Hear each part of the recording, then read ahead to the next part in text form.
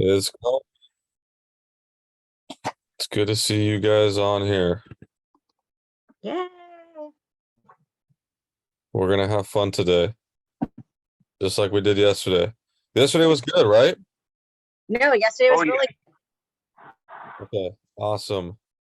Let's see. I'm gonna mute you guys as you're coming in. Let's see. You want to check to make sure that people pop up on the screen? Yeah, it's working now. It will. Yep, it's good. Okie dokie. Let's see. Okay, guys, let's see. 4:59. We will give it to 5:02. Because like I said yesterday, I value your guys' time. Want to get you guys to bed at a decent time. Make sure you guys eat your food, eat your dinner, the whole nine. You know. So we won't have too much fun. We'll have fun, but we're not gonna have too much fun. All right. So Natalia said, how many people did you say we have? I'll say 3 3. Okay, so we already have. at last. Oh no. So minus me and you, we got 3. So yeah, you're winning. But yeah, today's gonna be a fun topic, guys, and I'm sure you guys already saw it on social media. We're gonna talk about why we binge, and I will go into depth in regards to that and provide solutions. Whenever there's a problem, there's always a solution. That's the good news, right? But these things aren't linear, they're nuanced and they're contextual, right? And like I said yesterday, that's why I like being able to have these intimate conversations with you guys like this in this forum. So we can individualize these solutions, or at least to the best I can with what I know and with what you guys give me. So let's see. If everyone could hear me, do me a favor and type in the chat box. Give me a thumbs up or give me a yes. Okay, cool. Awesome. Awesome. Thank you, Monica. Thank you, Christina. Okay, let's see. Okay, 5:01. 2 more minutes, guys. Or no, excuse me, 1 more minute. I lied. And we will get started. Okay, I think so far that is everyone. Let's see. Oh, Carissa. Oh, that's Carissa. Cool. So it's the OG group from yesterday. This is great. Let's see. What's up, Carissa? Can you hear me? Check, check, 1, 2. Check, check, 1. Yes. Okay. How you doing? Good. How are you? I'm doing good. I'm just driving right now. Okay, no worries. Well, you just sit back, focus on the road, and just enjoy. Listen up, okay? We're Okay. gonna cover a lot of stuff. I'll go ahead and mute you for now. Okay, so it's 5:02, and we're gonna get started, guys. Once again, welcome to day 2 of the live webinar. Yesterday we covered why exercise is making you fat. We went into depth over a lot of things, culmination of things, and I bet we're probably gonna do the same thing today.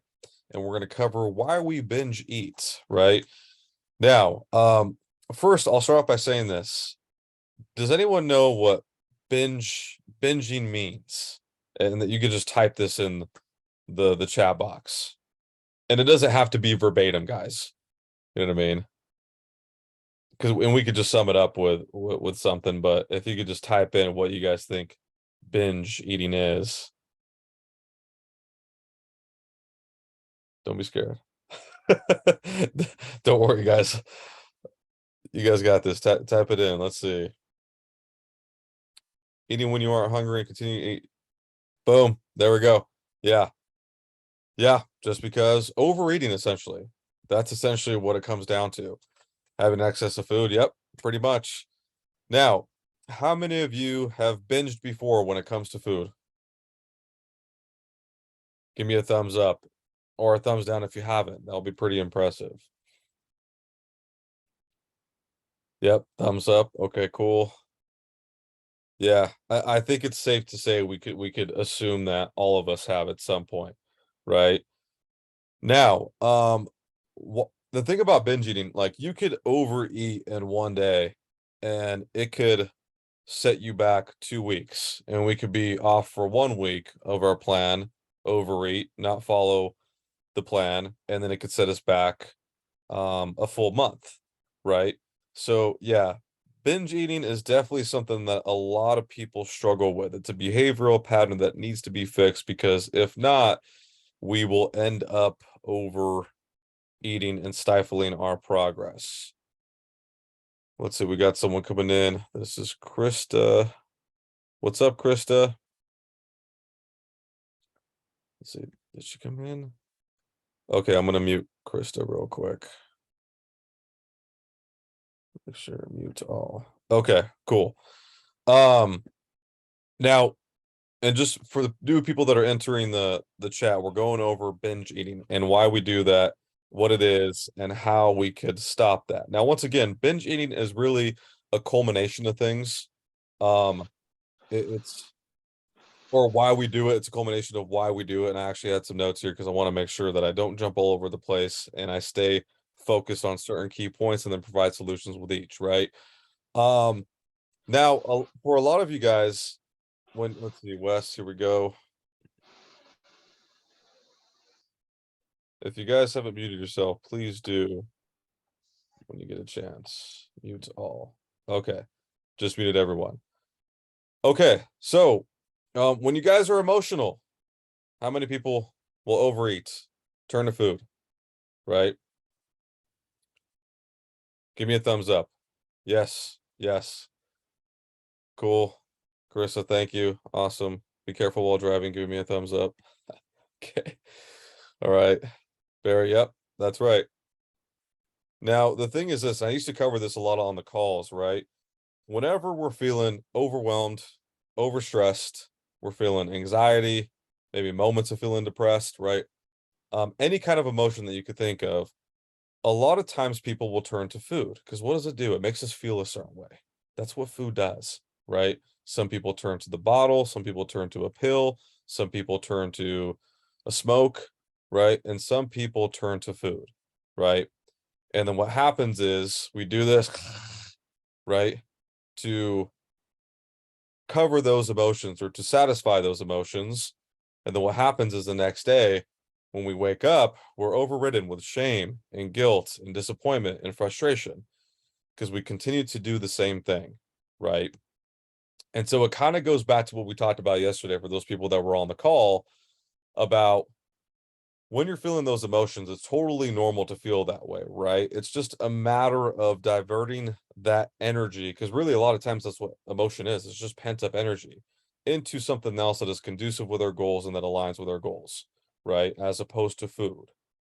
And so a lot of times what we could do is maybe we could phone a friend, right? We could go for a walk. We could drop down and do some burpees. I mean, nothing changes your physiology like movement, right? And then that craving that you feel, that desire you feel to reach into the cupboard, reach into the cabinet, right? Reach into the fridge starts to go away. But what happens is it's so quick. You get that craving, you act on it right away, right? And then sure enough, history will repeat itself. Historically, that's what always happens. We act on it, and then the next day we beat ourselves up with shame and guilt, right? So that is a solution, understanding that, hey, this craving, this desire that I have to turn to food to make me feel a certain way or make me feel better about ourselves, which in reality, like we just talked about right now, is just going to exacerbate those emotions for the future, right? We just have to turn to something else, put that energy into something else, and recognize that it is an emotion, and emotions, as we know, guys, will come and go. 20 to 30 minutes from now, it's not going to be there. Okay. I promise you, it will start to go away, but you have to do your best to make sure that you don't give in to that emotion. Now, if it continues to happen, right, and that doesn't work, what can we do? What do you guys think would be another solution? Does anyone know? They feel they want to give it a go. You could always just unmute yourself too. Let's see. Anyone? That's okay. Okay. The first thing, if this happens often, is really just to start talking about it with someone, right? Because I always tell people the only time, yep, there you go. Thank you. Yeah, focus your energy onto something else. That's it. That's a great solution to that, right? But also too, there's another solution. I was saying earlier before a lot of you guys hopped on that sometimes these solutions aren't linear. There's multiple things. It's a culmination of reasons as to why we binge eat, right? And there's also going to be multiple solutions. We got to find the one that's going to work best for us. It's always going to be trial and error when we're on a journey like this. We're figuring out and developing what works best for us. And real quick, before I get to that, I'll give you, some history of my own personal journey and moments I had with binge eating, right? Now, that was a behavioral pattern I used to have in the past. I stopped doing it. And really, I think it was more so just the aftermath emotions, right? Like we mentioned earlier, the frustration, the overwhelm, right? The guilt, the shame, also feeling hypocritical because this is what I do for a living, right? And the thing about that is when you do it so often or it happens often on a consistent basis, right? Then it becomes painful, right? And what brought us all here in the first place? Is your pain, right? And pain incentivizes change because it's like, man, I'm tired of living this way. I don't want to feel like this anymore. I don't want to do this. I know I'm screwing up, right? And it gets to a breaking point where we're like, you know what, enough's enough, right? And then that was my journey. I was just like, one day I'm like, I'm done with this, right? Because of what I do for a living. I can't do that, especially if I'm going to be preaching to you guys on how not to do that, right? So that was my own personal experience. But also too, once again, being aware of it and not denying, because I always tell people that the only time I can't help someone is when they're in denial. If they're in denial, that's a tough go, right? But if you're aware of it, it's something you know you need to work on, right? Because obviously that's going to continue to stifle our progress. Talking about it with someone is a great step. And yeah, actually, Monica, I just put this, journal it, recognize the emotion. Yes, that's what creates awareness, right? We're aware of it. Journaling would be great, right? And then talking about it with someone, but also too, talking about it with someone where they could provide you the proper tools on how to go about that, right? Because also too, and I think I skipped over something big, is, sometimes if that's a behavioral pattern you're having a hard time breaking, usually there's some sort of trauma going on. Or there's something that is not being confronted on a deeper level, right? There is something that is not being addressed. And so at that point, usually that conversation is out of my scope of practice. That's when like a therapist would need to step in. But honestly, in my opinion, I think most people should be in therapy. Shoot, I was in therapy for years too, just so you guys know, right? And as I've said before, and I don't know if a lot of you guys remember the orientation that I would give on the front end, the nutritional orientation when you guys join the program. But one of my favorite sayings, and I quote this in the orientation, where there is no communication, there can be no transformation, right? Talking about it is going to be step number one. And then having that person provide solutions or help you identify why that is and give you tools to work on that is going to be a step. And then after that, we have to, Monica, what we talked about yesterday, be patient, give yourself some grace. And as it happens less and less, those are wins, right? And it's not about being perfect, remember, because it might happen again. But if it does happen again, you could go, okay, hold on, hindsight. Why did that happen? Okay, well, this came up, I was stressed. Okay, that makes sense. I'm going to work on doing this. Okay, I'm going to change this. Okay, I'll be better moving forward, right? Because sometimes it's easy to perceive those things as losses and beat ourselves up again, which in reality, there's always a lesson if you're willing to look at the situation and extrapolate that lesson from it, right? So anyway, so that's it. Emotions have a lot to do with the binge eating, right? Understanding that. So the solutions would be understanding that those emotions have a lot to do with energy, diverting that emotion into something that's going to be productive, right? Or something that is not going to stifle your progress. Movement, reading, phoning a friend, right? Doing some exercise, okay, getting out of the house, right? Doing something like running an errand that you got to do, and then the emotion will subside, right? Also, too, journaling, that's a great one, Monica. Yeah, write it down, put it on paper, write down what you're feeling. I think that's a great one. That works for some people. That's great. But if it becomes walk, there we go, Wes. And Wes, I mean, Wes could talk to you guys about this, in depth, right? Because he was there at one point in time, but he's worked on that tremendously. And there you go. He provided a solution. Walk, right? But also too, once again, if it's been a continuous pattern over an extended period of time, and you've tried those previous solutions we just mentioned, talking to someone about it is going to be the next step, because there's usually something going on much deeper. And food is really our pill. It's our smoke. It's our drink, right? So there's something that needs to be addressed on a much deeper level. Is this making sense, guys? Yes. Yes, definitely. Is this helpful, by the way?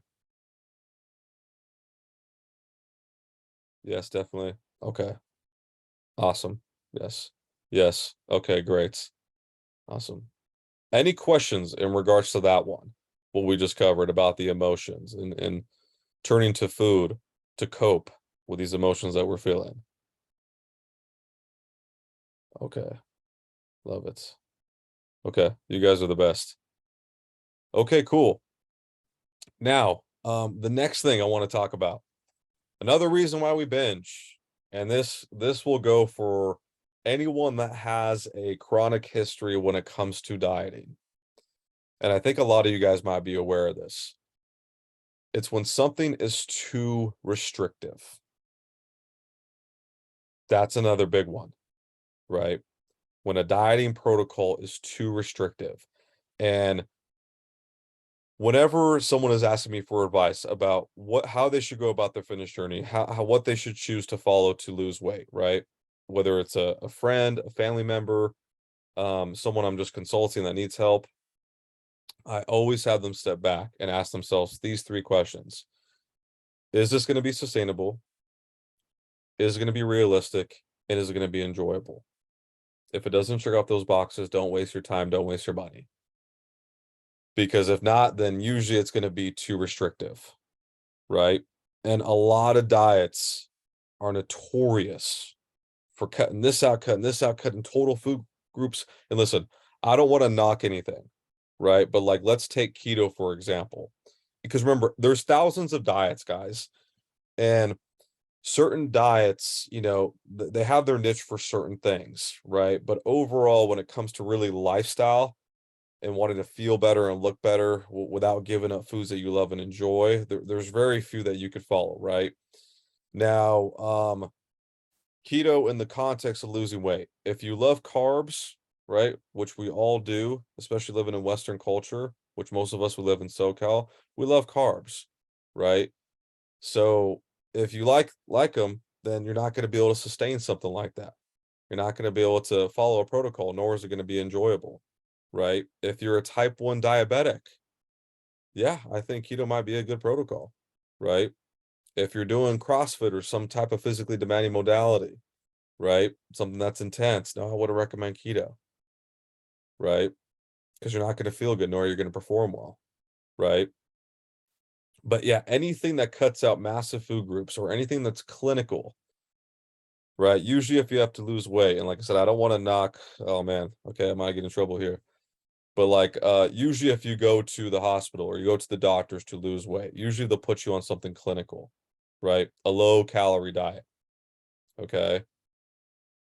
You lose the weight quickly, but you're giving up and sacrificing a lot of things that you actually enjoy, right? And at that point, it's only a matter of time before you cave and revert back to old habits and then just do this, right? So sustainability, enjoyment, and what's realistic, especially with the culture, Western culture that we live in, that's something that has to be considered when you guys are making these decisions, right? And also too, think about how long you're going to be on a diet, right? Should you be dieting for 6, 7, 8, 9+ months without taking any kind of diet break, without doing any kind of maintenance? No, because those hunger signals are going to kick off, right? And you're going to want to do this, right? And it's a rinse and repeat process. So restriction, that's always going to be a big word in what we're doing. If something is restrictive, binging will happen. It's going to happen. So whenever, oh Lord, it just entered the room. Okay, cool. So once again, when you guys are sitting down and you want to start a fitness journey, ask yourself these 3 questions. Is what I'm doing sustainable? Is it enjoyable? Is it realistic? If not, don't do it, because most likely it's going to be restrictive and binge eating will be on the horizon if it is. So keep that in mind. How many people can relate to what I just said? Give me a thumbs up if so. Boom. Okay, cool. Monica. Yep. Christina. Awesome.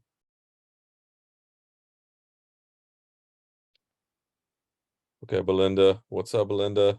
Welcome. I just say cookies while listening to this. Hello. What's up? How are you? Good, good. Thank you. Glad to have you. Welcome. Thank you. Welcome. Okay, let's see. Okay, cool. Sorry, guys. I'm trying to be the audio guy, the presenter, the whole 9. Okay, so bear with me. Okay, cool. Any questions in regards to what I just covered right now? And just to give a lot of people some context of what we're covering why you binge eat, right? And basically what I'm talking about is that it's a culmination of things as to why that happens. And then what we're doing is we're going over reasons as to why that happens and providing some solutions, right? The first one, we covered a lot of emotional stuff. People turn to food for emotions, right? Provided some solutions to that. And then also too, we talked about dieting being too restrictive. If your diet is too restrictive, yes, it's only a matter of time before you binge, and then rinse and repeat that process and then never get to where you want to be. Okay, cool. Let's see. Okie dokie. Any questions so far, guys? Because like I said, I know on these calls, I want to make it as interactive as possible. So is someone willing to share and get a little dialogue going about maybe their experience with that binge eating, and then maybe something they did to overcome that or to improve that, right? Or to get better at that happening not as often? Where are my OGs from yesterday? We got Barry, we got Christina, Carissa. So I'll share. So for me, I tend to either eat when I'm bored. So that's been something to really try to overcome is, you're not hungry, you're just bored. Or this might sound weird, but I get very sad when my food is like done. So I always want to go back for a second. So I get like almost like sad that my food's done. And I don't really know why that is. It's never like I've ever not had access to food or anything like that. But it's like it tastes so good. I don't want it to be gone. So I've been trying to really like focus on like savoring my bites and my food and really kind of like doing a little more like focus eating, I guess you can kind of say. Because yeah, then I'm like, I want seconds, even though, like I said, I'm not hungry. I don't need seconds and it's not in my plan, but man, that was so good. I want more. So trying to be a little more focused when it comes to eating has been my thing when it comes to like not going back for seconds. But the bored eating and just kind of like munching has always been something. Like I'll stand in the fridge and want to have a bite of here, a bite of that, and Okay. And what you're saying makes sense. That makes a lot of sense. Now, let me ask you this. I'm actually curious. Has tracking your foods helped with that, just in terms of creating awareness with what you're actually eating versus what you think you're eating? Has that helped with your decision 100%. making? 100%. Especially when we first started, and then really realizing what, an actual serving is, especially when you think about, and I've tried to like take out any like chips and things like that, because I didn't grow up eating those things. So if I don't have them in the house, I don't really usually crave them, but you'll like grab a handful. And then when you actually pour out a serving of what one serving of chips are, you're like, okay, that's not even worth it.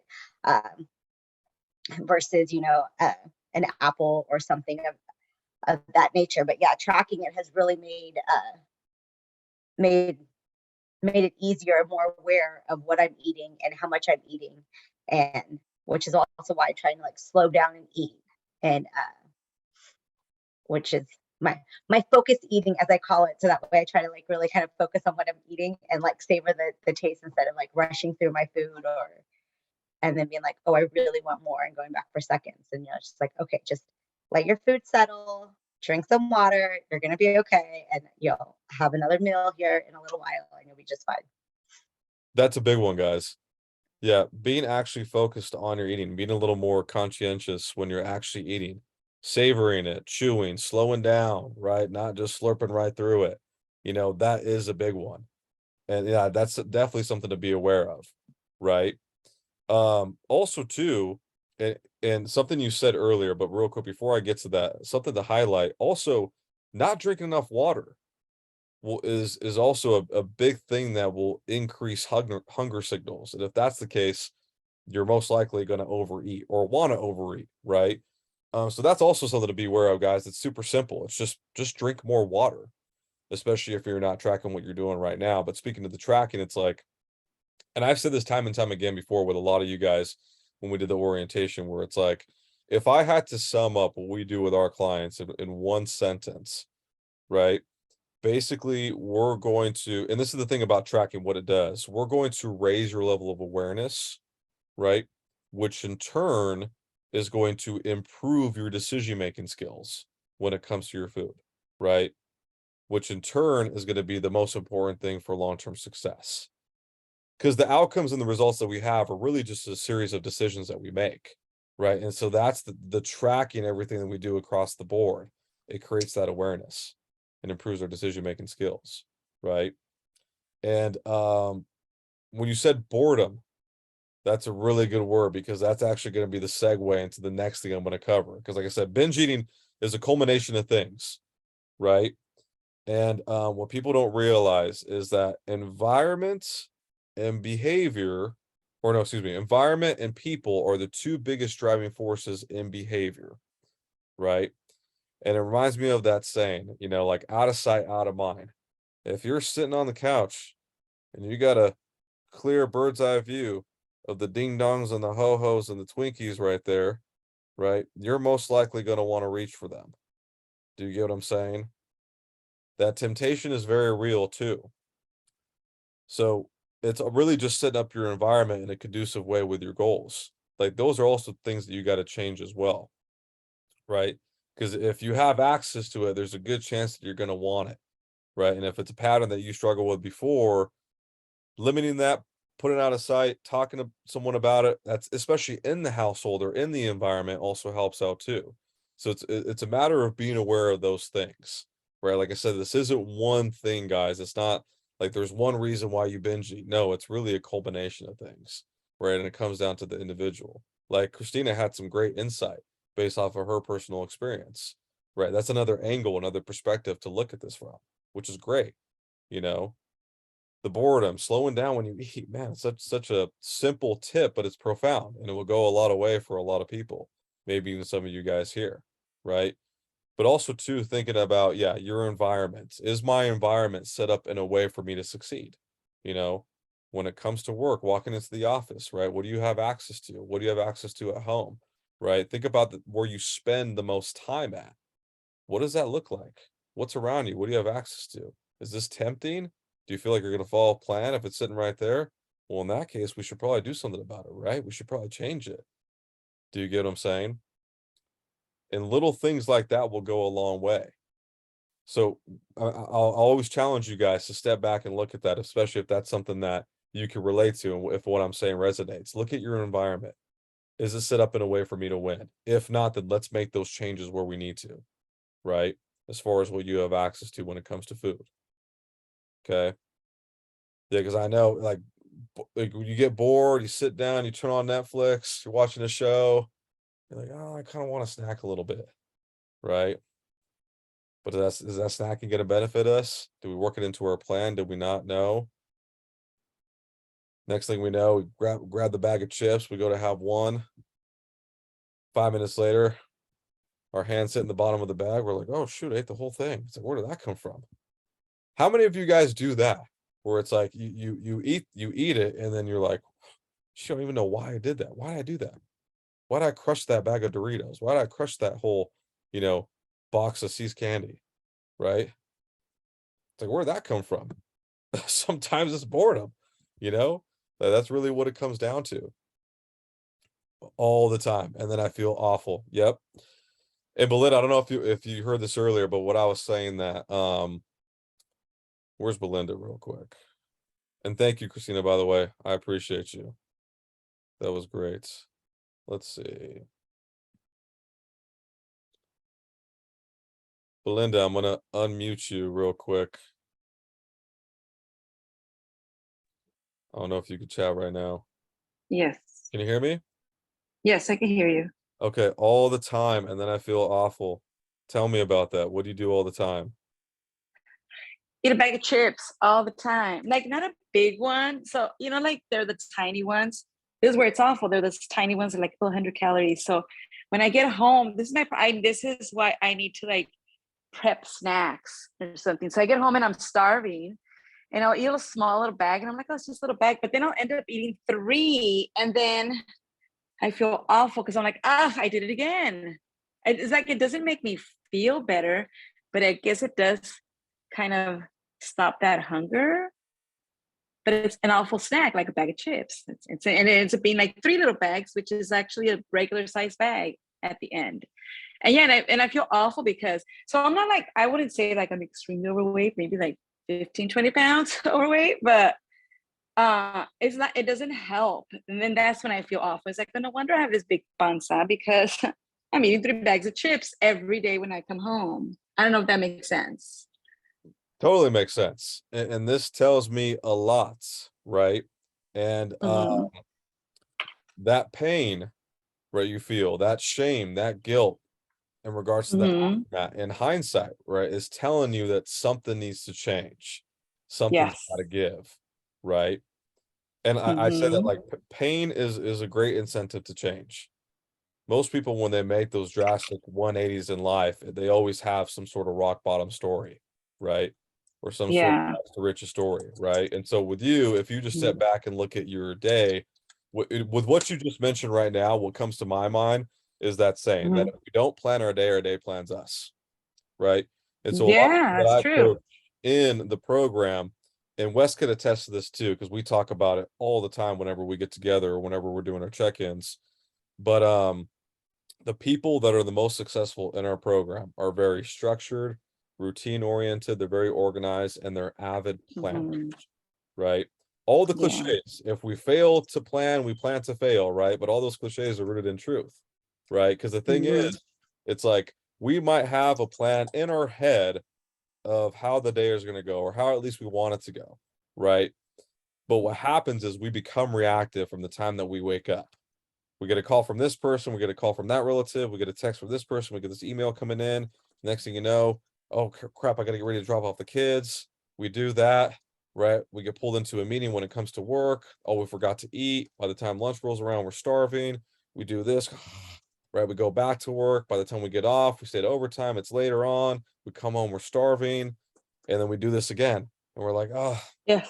I'll just start. Exactly. Right. And that's what happens. And so I tell people, it's like, whenever I'm doing a check-in with a client, and like, let's say we weren't adherent to what we needed to do, I always go back to that. I go, let me ask you something. Did you plan your day? Oh, every time, the same response. Oh, no, I didn't. Right. And then once we start planning our day, what does it give us back? It gives us back control. right? Now, not saying that things are going to go exactly according to plan, because I understand that life doesn't work that way. There might be something that comes up that absolutely requires your attention. But if we have a plan that we had written out, then once that task is done, we could always reference and go back to that plan and then pick up where we left off and finish the day in a strong way, right? As opposed to, once again, having no plan, Mhm. right? So that's a big thing. Taking what you need to do, right? Okay, I got to run this errand. I got to do this test. I have this obligation. I got to make sure I do this, right? Put it on paper. Yes. Oh, Have I something on completely paper. agree with what you're saying. Yeah. And you know what? I do that list, like you're saying, with my errands, like things I have to do. And I get that checklist done, but I don't do it with my food. Mm-hmm. And that's the thing, And right? I So think, it's like, mm-hmm, if we step back and look at it logically, right? It's like, okay, I made a mm-hmm, list of all these errands and things that I need to do, and then I got it done. mm-hmm, With a sense of accomplishment. It's the same thing with mm-hmm. everything else, right? Our workouts, Yeah. our walks, our Yes. meals. It's almost like we have to make appointments with ourselves in regards to that as well. Like I tell people, make an appointment when it comes to your steps, make an appointment when it comes to your workout, make an appointment when it Yeah. comes to what time is going to work best for you to sit down and actually eat your meal, or what time you're actually going to sit down to do meal prep. Do you get what I'm saying? Mm-hmm. And it's always just Mm-hmm. stepping outside those emotions and looking at things logically and going, oh yeah, actually, yeah, that's a pretty, reasonable solution. Okay, I could do that, right? Yeah. And then we do Mm-hmm. it day in and day out, right? And the next thing we know, we're doing it weekly, and then bi-weekly, and then monthly, and then it becomes second nature. But yeah, Wes, when we talk about this, yeah, I used to do that all the time. Not since I started this before, definitely I can speak to that for sure. Yeah, that's the thing. Yeah, it just comes down to planning. And so remember that if we don't plan our day will plan us. Mm-hmm. If we don't plan our day will plan us. Is that helpful, Belinda? I like that. Yeah, and I Yeah, like that quote. Yeah, definitely. If we don't plan, yeah, the day's gonna plan us, and that's what happens that's what happens. every time. Yeah, So exactly. yeah, So I need to do the same with what I do with my, with my responsibilities, and do it with my food. And yeah. like you said, it just has to become a habit until And it's second nature. and to be specific too, what I would do is I Mm-hmm. recommend writing it down, getting a journal, getting a pen, and writing down what you need to do in regards to those errands, what time you're going to eat, what time you're going to get your walk in, what time you're going to get your workout in, right? What time you're going to meal prep, and Yes. then just cross it off as the day goes on. I don't recommend for a lot of people to plan their days in their phone, because I know a lot of people do, like their notes section, they'll plan reminders to go off, notifications, but I just think there's too many distractions on a phone, right? With everything we got going Mm-hmm. on. So it's like you log into your phone to remember the one thing you're going to do, and next thing you know, you're getting an Instagram notification, and then you surf on Instagram for the next 10, 15, 20 minutes, right? So I say Yeah. fast, like separate from your phone. I prefer to do it that way. And I always find that people become more productive. So simple Mm-hmm. stuff, right? But it's just not easy. And that's why we're here, because it's okay. This is where we're going to make the changes. Mm-hmm. Thank you. But yeah, you got this, girl. Good stuff. Thank you. Okay. And I think the next thing, because we talked about, and just to go ahead and revert back, let's see, Barry, I plan mornings. That's when I have the most energy. Need to change that. Yep. And yeah, and also too, something to note, and this goes for everyone, people are always going to have more energy in the morning as soon as you guys wake up, just so you guys know. And then maybe this will go without saying, but after you wake up, you're recovered, you're recharged. And so as time goes throughout the day, you burn through more and more energy. That's why I always recommend people who they're like, hey, should I work out in the evening? I'm like, if you have the option to either work out in the morning or the evening, I will always 100% recommend the morning, because the evening you're drained, your energy is gone. Everything that you had to do that day, your energy starts to get zapped. So I always recommend, if you have to work out in the evening just because that your schedule only allows for that, then you got to do what you got to do. I used to work out in the evening years ago, but I feel much better when I work out in the morning. So a little off the topic, but just FYI for you guys. Now the next thing, because we talked about what's going to derail us, what's going to cause us to binge, overeat, etc. And a lot of times outside of the environment, what's the other big thing that drives behavior, guys? People, right? That's another thing. People, the good old peer pressure, right? You know, we're gonna go out with friends, and we tell ourselves, I'm only gonna have one drink. You get around the group, next thing you know, you're 5 cocktails deep and 2 tequila shots deep as well, right? And the same thing. Next morning we wake up going, man, what the heck? Get it together, right? So that's another thing to know, guys. People, tell them about the, what you're doing, the changes you're making. They're like, oh, that's cool. Well, here, just try this. It's only one bite. Or come on, it's only one sliver. Oh, it's only one piece. Oh, don't be lame. Oh, you look fine. Oh, you're good. Like, you look great. What are you doing? What's wrong with you? Right? How many people can relate to those kind of comments, right?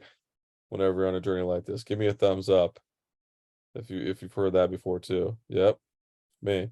Yeah. So that's another thing to be aware of, right? And really the solution to that is really just setting boundaries. I know it sounds simple, but I mean, that's it. I tell people that no is a complete sentence. You guys ever heard of CODA before? You guys ever heard of CODA? Codependence Anonymous? If so, okay, no. Yeah. So a little background on me, guys. I was in a 12-step group for years. It's called Codependence Anonymous. Okay, yeah. So I started going when I was like 25 and basically went to like a meeting once a week for like 6 years, right? My codependency was prominent in relationships, right? But the reason why I'm bringing that up and why I feel it's relevant is because a commonality within people who are codependent is that they're people pleasers, right? And they have a hard time saying no. But the problem is the more we say yes to others to please them, the more we say no to ourselves.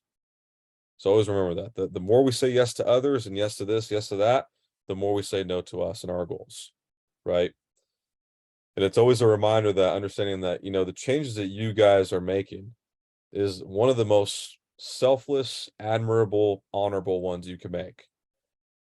Because remember, the essence of life is growth, growing and developing and getting better and progressing in life, right? Because the better we become, the better you guys could serve, right? So what you guys are doing is, and I'm not saying that to sound cheesy, right? Or to sound like ideal or anything like that, but that's the truth, right? And sometimes, we have to be stern on those boundaries. Because if not, then we're going to find ourselves in a position where we're going to overdo it, overeat, overdrink, right? And then continue that pattern, right? I mean, I love my family. I love my friends, but over times, man, I've had to filter some of those relationships, you know, establish some distance. At the end of the day, you got to do what's best for you. And that's okay, you know. Can't love those around us. We're not learning how to love ourselves, right? Like I said before, you can't give away what you don't have. If we're not loving ourselves and taking care of ourselves, then how can we give it away? Right? So I could wrap up with that. That's the thing, right? Just understand that no is a complete sentence. No, thank you. We could say no, thank you. That's better, right? We'll go with that. But that's it, guys. That's really that's my presentation on binge eating. So how was it, guys? Was this good? Was this helpful? Give you something to think about. Also, too, you know what? We can go for another 10, 15 minutes. Is there any questions anyone has at the moment right now that I can help out with?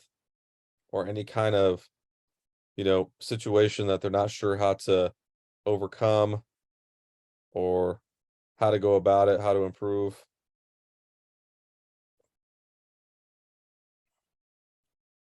Okay. I think we're good, guys. Well, that's it. I appreciate you guys taking the time.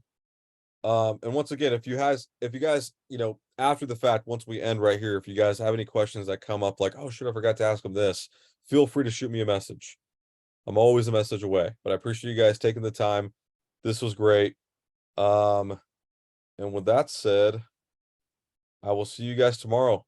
Last day of the webinar. We're going to go big. Okay. So with that said, you guys have a good one. Get some sleep. Oh, does someone unmute themselves? Oh, we're doing a giveaway? Oh, we're doing a giveaway. Don't go anywhere, actually. We're doing a giveaway. Okay, Natalia, remind me. I'll write my What are we number. doing? Are we writing the number? Yes. Do a 1 to 20 this time. Okay. Yeah. 20. What are we giving away?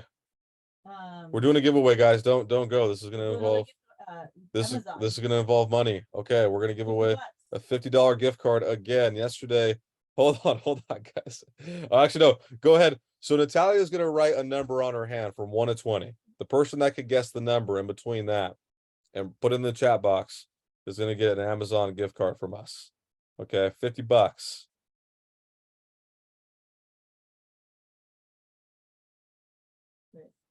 Okay, let's see. Let's give them a chance. Hold on real quick. Don't forget, guys. Put it in there. Put it in, put it in, put it in.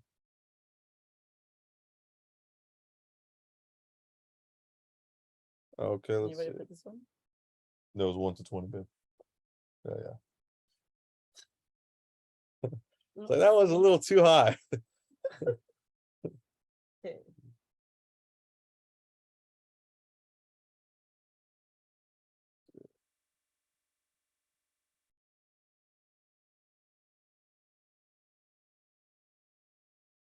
Did everybody Okay. put a number? Everyone put a number. Okay. No one got it. So we're gonna do it again. Okay, hold on. This time, real quick. We're starting over. We're gonna do 30 to 50. A number from 30 to 50. Okay.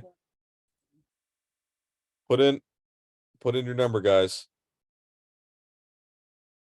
Okay, here we go. Keep them coming, guys. Keep them coming. Keep it coming.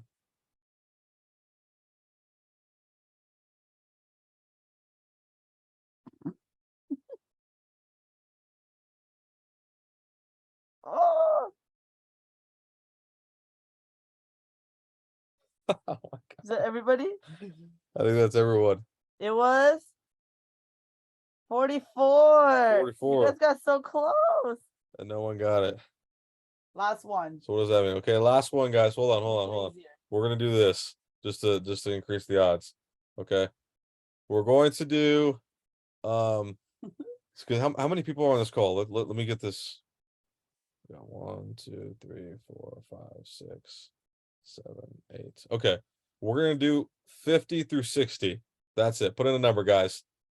It's either third time's the charm or 3 strikes, we're out. All right. That's the way I look at it. Put in that number, guys. Hold on. Keep going. Okay.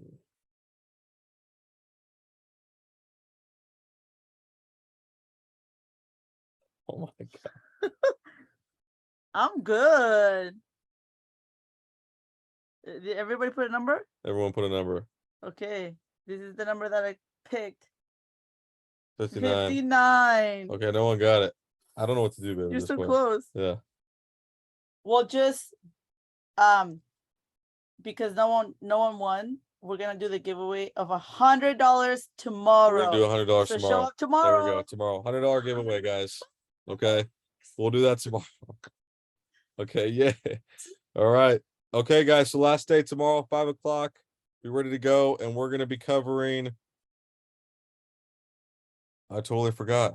But I have it written down. You guys know my promotion. So we'll cover that tomorrow. All right, guys. You guys have a good one. Get some rest, and we'll see you tomorrow. Peace, guys.